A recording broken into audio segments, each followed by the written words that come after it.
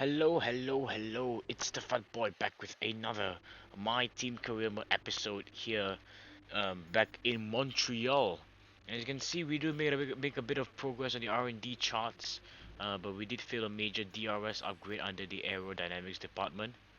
And under the chassis, we've been falling behind a little bit, and on the powertrain unit, we've been falling behind as well, but we managed to somewhat recover in the midfield. And sorry for getting straight to the point. Be sure to like, subscribe, and turn on notifications in order not to miss any future uploads. Mainly on weekends, probably sometimes on Fridays as well. Let's get into the qualifying session number one here in Montreal, Canada, for round four of season two. This should be part 20 of my team career mode, and be sure to stay tuned because obviously again there'll be a lot of action, a lot of overtaking, a lot of drama on this track as we now head down the main straight, heading down the final chicane, trying to not hit the wall of champions. Really good staying on the limit for driving here after quite a long time as we now head into our final lap, heading down the final back straight into the final chicane, into the wall of champions. We hit the wall, and that caused us to lose more than 2.5 tenths of a second, and that is going to put us up to only P14. At the end I have front wing damage, but thankfully it was enough for me to put myself into P15, and Robert Schwartzman is out. I'm around like 1.5 tenths faster than him, and that's the difference between Q1 and Q2. Really, you're chasing milliseconds around this track. As you now head into Q2, my first out lap, I was the last one to set my lap as you now head into the apex of the hairpin. We brake a little bit too much because we went onto the grass inside the hairpin. So now DRS open. We are heading down the final back straight into the final chicane. Trying to get onto the limit, taking a bit too much curb at the second apex of the last chicane. Now heading into the start finish straight, and we only get a 1 minute 9.6, and that puts us up to P14. I decided to go one more lap, and we were getting quite a good exit of turn 2, now heading into turn 3 as we now head down turn 4, taking a bit less curb than usual, as now we are almost 1.5 tenths up on our previous timing, heading into the next left right chicane. We have a green sector 1, and let's hope it's the same for sector 2. We are almost 2.5 tenths up on our previous timing, heading into the next left right chicane, getting quite a good exit, and we're already past 2.5 tenths of a second, now heading into the hairpin. We brake a little bit less than usual, but we do miss the apex a little bit. But it's good to try to push the car to the limit as we take a little bit of grass there with DRS open, heading down the main straight as we are gonna head 330 kph, as now we're gonna break in between the 100-meter board and the 50-meter board, somewhere around 75 meters, as we now head down the final chicane. DRS open, and we are 5.5 tenths, almost 5.5 tenths up, and that's gonna put us up to P11, 1/10 off of Sergio Perez's pace. And that's gonna put us into P14 with Lando Norris setting the fastest lap, and Pierre Gasly in P2 as well. So far, this has been a good progress. Let's hope that my teammate also does the same thing for the race here in Montreal, and let's hope that we can get some points for today's race. Bonjour! It's time once again to go racing here in Montreal, the second largest French-speaking city in the world, and home since 1978 to the Canadian Grand Prix. We'll be seeing top speeds of around 210 miles an hour here at the Circuit Gilles Villeneuve, with around 2/3 of the lap taken at full throttle. High-speed chicanes spell potential danger, especially at the infamous Wall of Champions. And watch out for overtaking into the hairpin and the final chicane. Let's run you through the driver grid order for today's exciting race. Good job yesterday from Valtteri Bottas. The Finn starts from pole position, edging out Max Verstappen, who'll start from P2. Looking down the rest of the grid, we have Hamilton, Perez, Lando Norris and Ricciardo, Gasly, Leclerc, Sainz and Fernando Alonso, Tsunoda, Ocon, Lance Stroll, the Black Mamba, Giovinazzi, Joe, Daniel Ticktum and Robert Schwartzman, Latifi, Mick Schumacher, Mazepin and George Russell ends our grid lineup. That's it then, it's time to go racing as we head to trackside for today's race.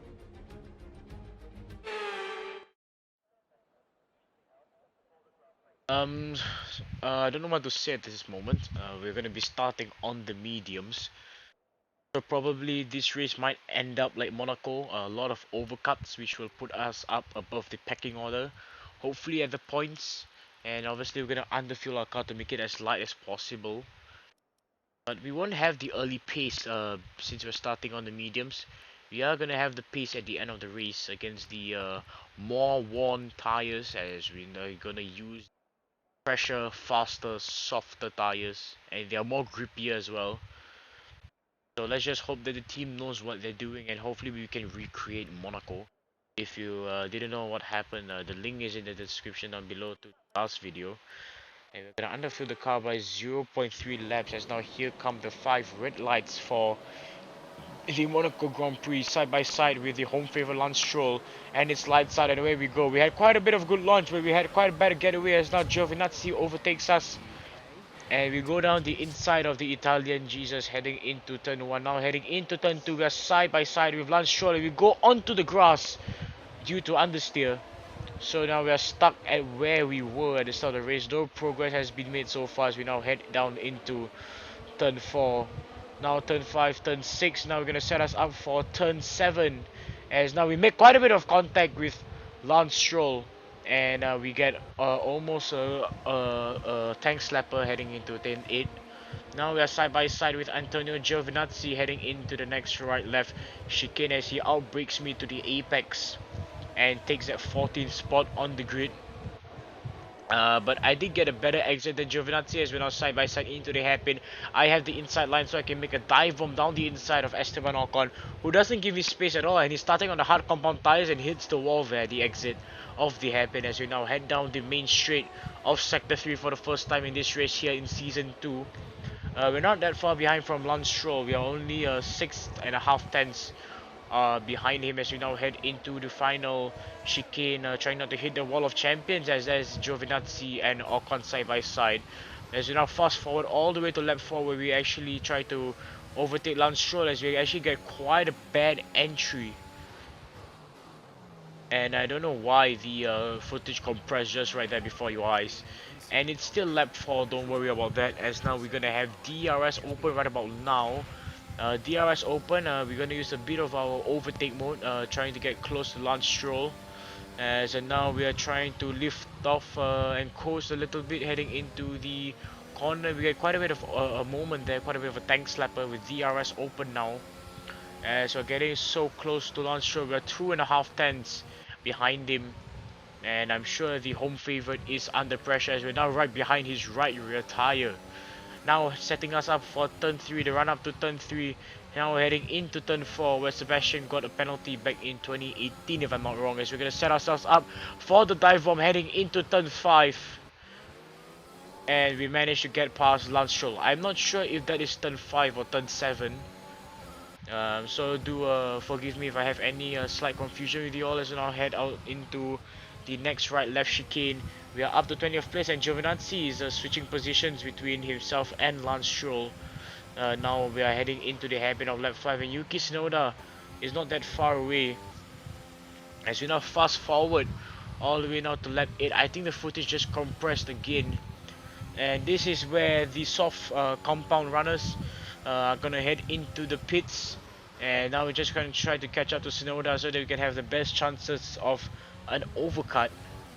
As we now head down the main straight, and I have no idea why I chose to box this lap. We are on the mediums and I must have thought that Tsunoda were on the same compound as me. I thought I was on the softs as well, so I made this huge mistake where I went in too early by 2 laps earlier. but it's pretty much too late. So hopefully we can make some major undercuts like how we did back in Monaco. As we now switch to the soft compound tires a little bit too early. So we're gonna do 10 laps on the softs as we now head down the pit straight. And there is Fernando Alonso heading into turn 2, the apex of turn 2, now side by side with Yuki Tsunoda.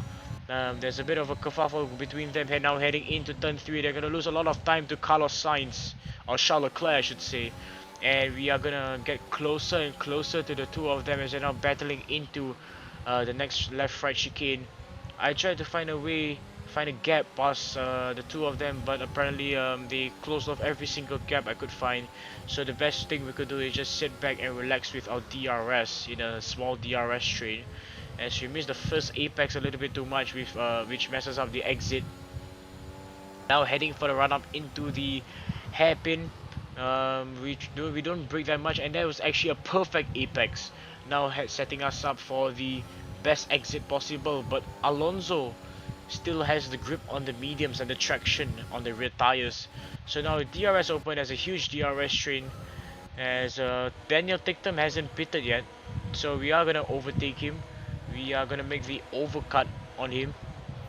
It was an obvious choice for the overcut after pitting too early, as we now head into turn 1 in P15.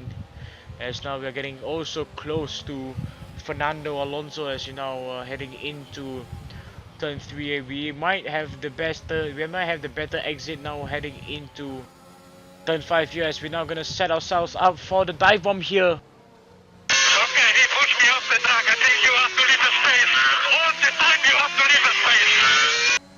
Well, apparently the El Plan master Fernando Alonso apparently had some feedback on our racing etiquette on the track, as we now make a good overtake on Robert Schwartzman, going for an incredible switchback, as we now see Fernando Alonso set himself up for the hairpin as Tsunoda locks up.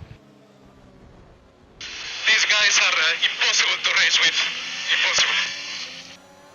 And sorry for the interruption back there, but Fernando Alonso has another piece of feedback as well, saying that it was impossible for him to race with us. I'm not sure if he can't keep up, or maybe our racing was a bit too dangerous. As you now head into the final corner, giving myself a bad exit because I tried to brake early to go for the title line. As you now skip one whole lap, now heading into lap 11 with DRS open. We're using a bit of our overtake button to get closer to the Japanese driver. And there's a yellow flag at the bottom left of the map. I think that's Lance Stroll. The home favourite might be out of the race because that's his teammate Guan Yu Zhou in the pits. And yes, Lance Stroll is out of the race, so it's not good for the Canadian as we now head into turn 1. Now heading into turn 2, the apex. Trying to set ourselves for a good exit, we'll get quite a bit of a tank slapper. Just trying to get a good exit now heading into turn 3. We do cut the corner a little bit as we now set ourselves up for turn 5. Charles Leclerc isn't that far away with his battle from the Daniel Ricciardo. As now there's Lance Stroll's car over there, the number 18 as I saw. Now DRS open, as a bit of a short DRS train now heading into the next right-left chicane. And everyone is going to a halt because the safety car is out. And you can hear how low the revs are and how slow we are going. So we are now getting quite a good opportunity to get some points because the safety car is going to be out, gathering everyone up, bunching up everyone. So we do have an opportunity to get up to 9th place, 8th place, get some good points.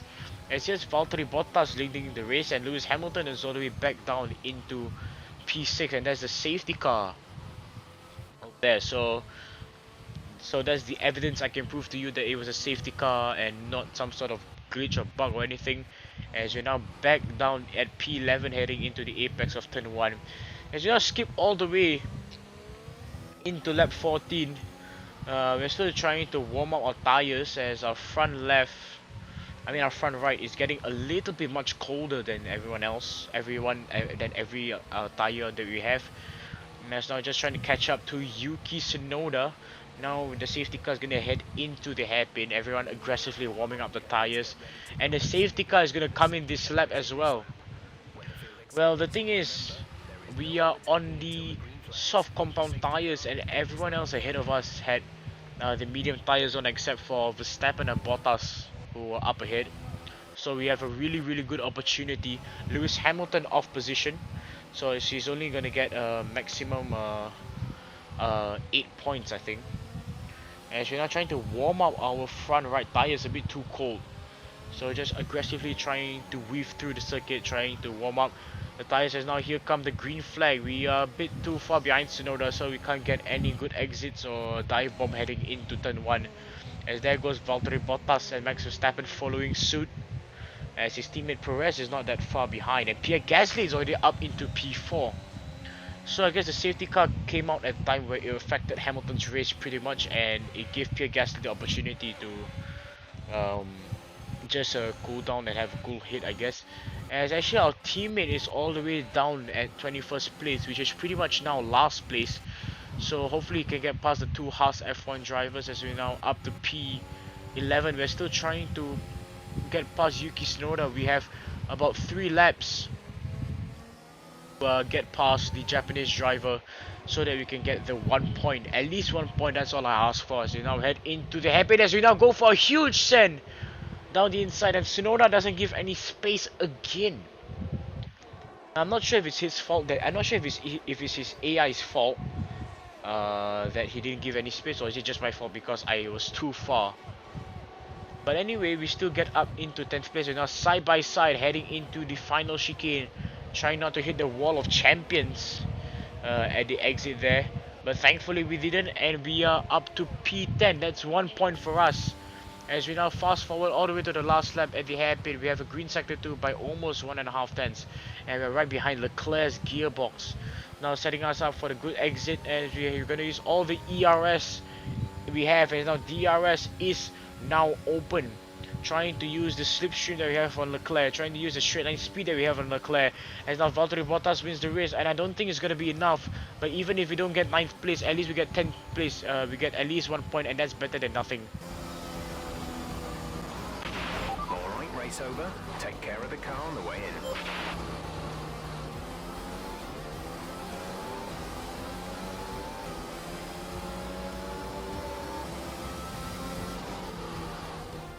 That's it then for another magnificent Canadian Grand Prix, and they've hung on to take a sublime victory here today.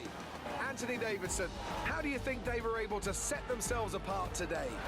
I think a large part of the result comes down to temperament. They were able to keep their heads when everyone around them was losing theirs, and that's allowed them to get the best out of the car, to maximise the strategy, and to stay out of trouble.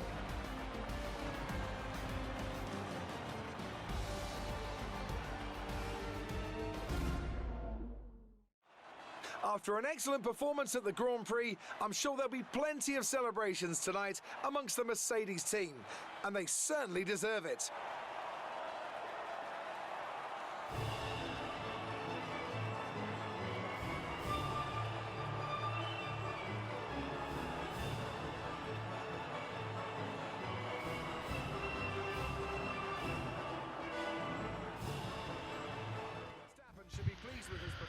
Well, after a very good race, we get what we achieved.